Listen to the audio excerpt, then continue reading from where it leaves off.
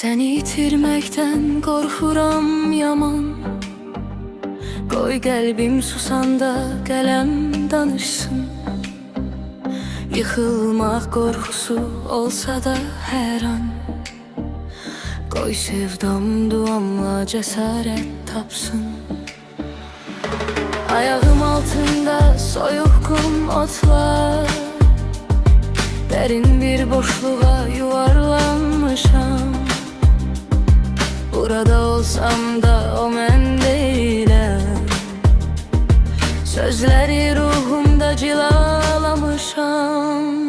İnsanların gözündən boylanır tənhalığım, içimdəki səssizlik keçilməz bir aşırım. Ümidlərlə doludur gələcəyim, sabahım.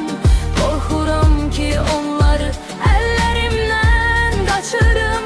İnsanların gözündən boylanır tənhalığım, içimdəki səssizlik keçilməz bir aşırım.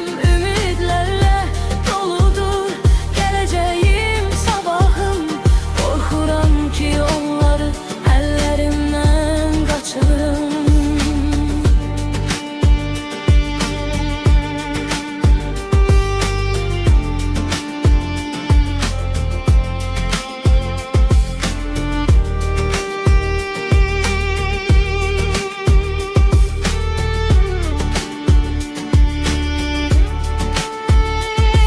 Kədər ürəklərdə gizli bir fəryad, hər kəsin gözündə qəm çeşməsidir.